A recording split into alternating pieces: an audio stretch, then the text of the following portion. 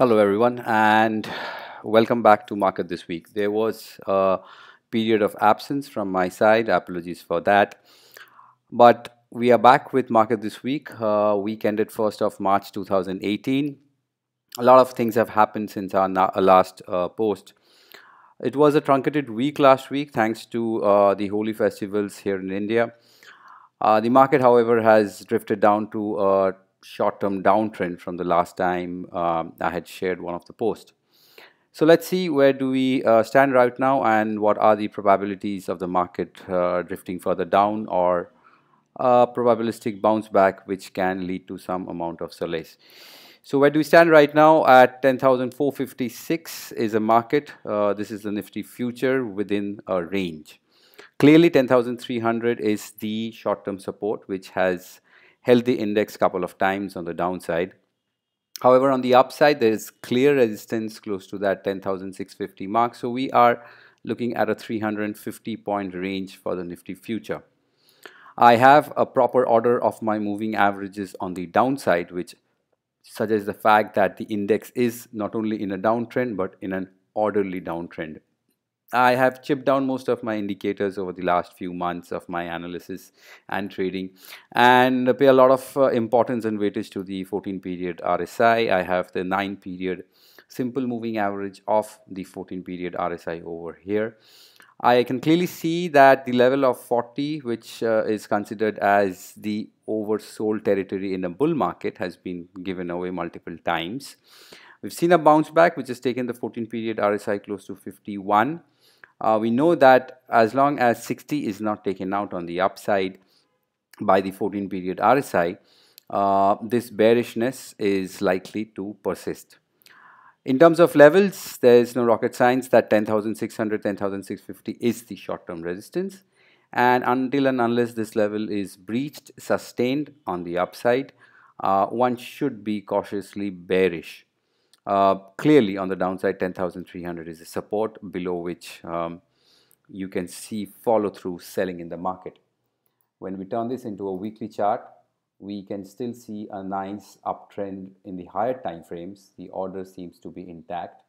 The RSI 14 is way away from its 40 level. So the higher time frames are not that bearish compared to the shorter time frames. Over here also the levels of 10,300 is very, very evident. So we are looking at an index which I sense this week is likely to stay range bound. It can open a little positive thanks to the cues that we have overnight. But the most important thing is to sustain on the upside rather than opening strong. The kind of scans that I run to find out stocks are generally still indicating that I should be net short in the market, and I'll come to those picks towards the end of this video.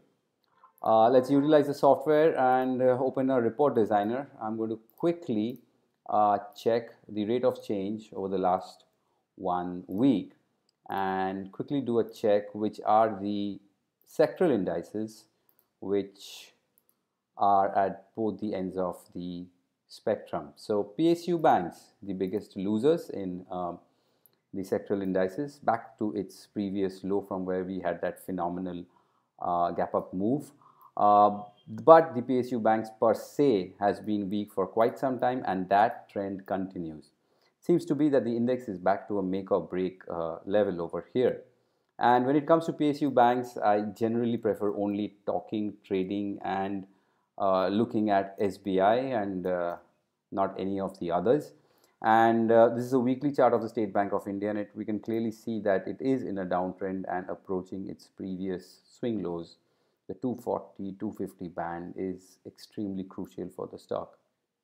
Let me quickly take a look at the monthly charts also.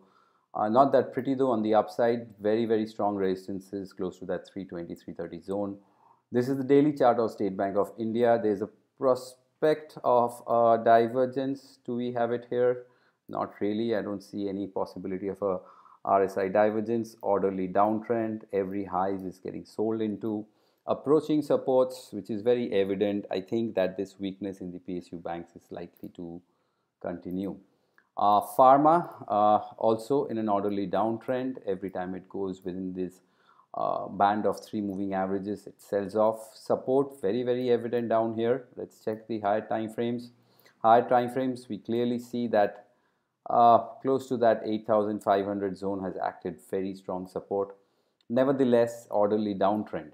Let's quickly take a look at the constituents of this pharmaceutical sector, and let's check that if anyone stands out for a prospective contrarian buy trade. So this is the pharmaceutical space which makes the Nifty Pharma Index. I'm looking at the weekly chart. Auto Pharma bounce back, don't see any divergence. I would be very keen to look at any prospective divergences on any of these charts which can give us a trade. Glaxo not the best in terms of its liquidity. Glenmark looks very interesting. It is in a downtrend. I see a clear divergence with the RSI 14. From this point onwards, from the lows of May 2017, which was around 615, it's been dragging slowly down, and there's been continuous improvement in the RSI 14, which suggests the fact that yes, it's in a downtrend, but this is not the downtrend that one should look to sell into, but probably wait for a buying opportunity. And for short-term traders, I guess that one can look to go long on this using the lows as a stop loss. Nevertheless, weak sector, right? Trend down, so you're essentially looking at a contrarian trade in Glenmark.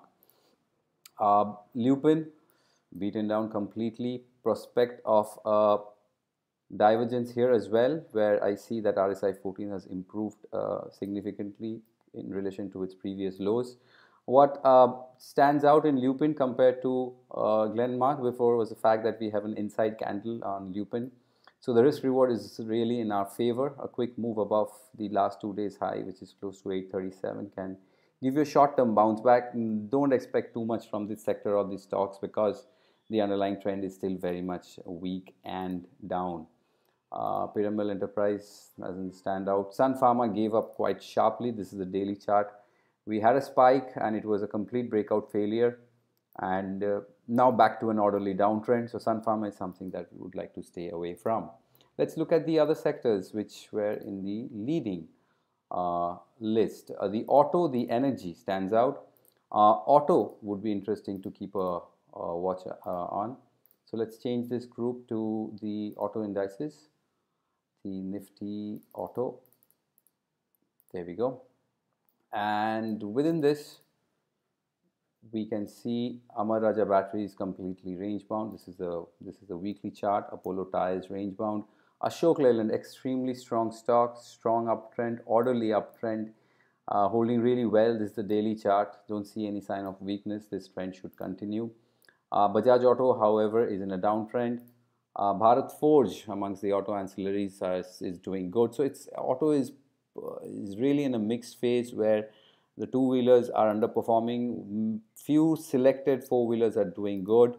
A few auto ancillaries like Bharat Forge is doing all right. Hero MotoCorp in a short-term uptrend, nothing great, nothing to take away. Mahindra bouncing back to its moving averages. This is kind of a make or break for.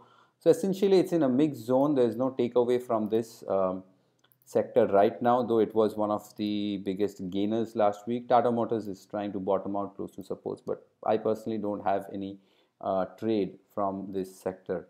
Let's quickly look at the energy, and then I'll take you to few picks for the early half of this week, which I'm keeping a very close watch on.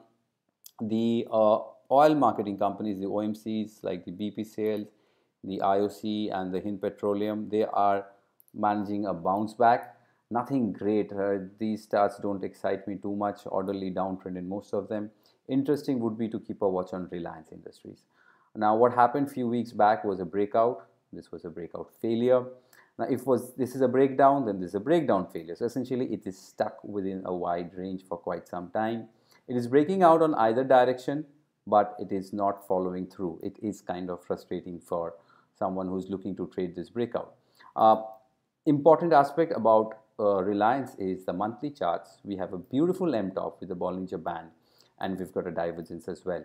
Not a very clean, not a very confident picture for the bulls, because if this pans out, then any drop below the previous lows of close to 870 can bring further weakness for the stock. So this range bound Trading more in terms of time is likely to continue for Reliance, and we would like to see it, one, breaking out, and two, after the breakout, sustain, and three, follow through. Till that, I think Reliance stays as a stock which is getting traded into sell at the resistance, buy at the supports.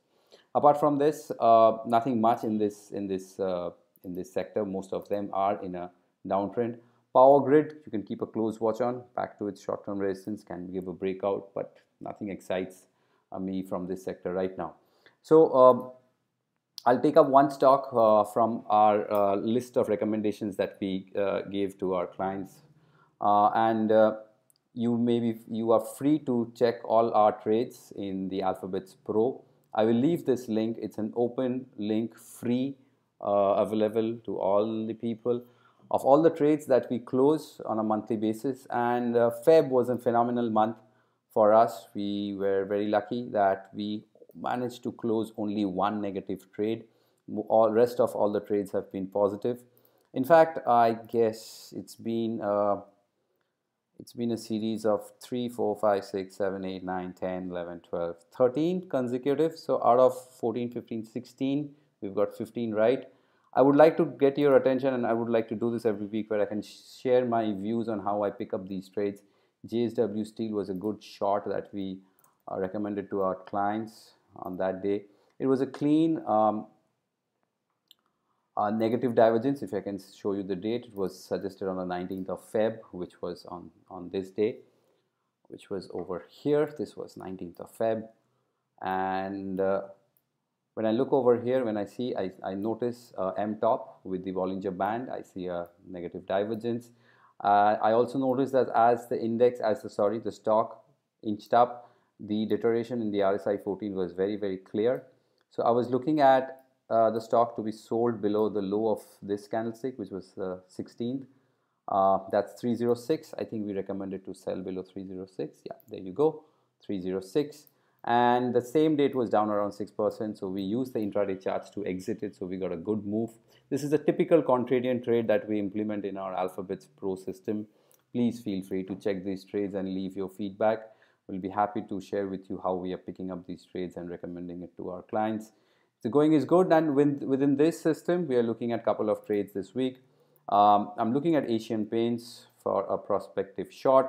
I do see that the stock is holding really good to its support, but I also sense that if these supports are broken, then Asian Paints, this is a weekly chart, can actually open up a nice wide gap further on the downside for weakness. The other stock which I'm looking very closely for some follow-through weakness is Muthoot Finance. Not that great in terms of liquidity in the futures market. I've got a close to an inside candle, orderly downtrend, short-term bounce back. That's the way I like it. The trend should be defined. The trend should be stretched. No one should be willing to, sell at this zone. But that's where my swing strategies come into the picture. So Muthoot Finance and Asian Paints are the two stocks I'm keeping a close watch for a short trade at the first half of this week. So that's it from my end for market this week, ended 1st of March 2018. I've made a comeback. I apologize again for the gap in between. Please do leave your feedback and suggestions like always. And a big thank you to everyone who got back to me with their emails and asking me to please continue with market this week. Thank you for the motivation. Thank you for the feedback. This is for you and everyone else. Thank you. Take care.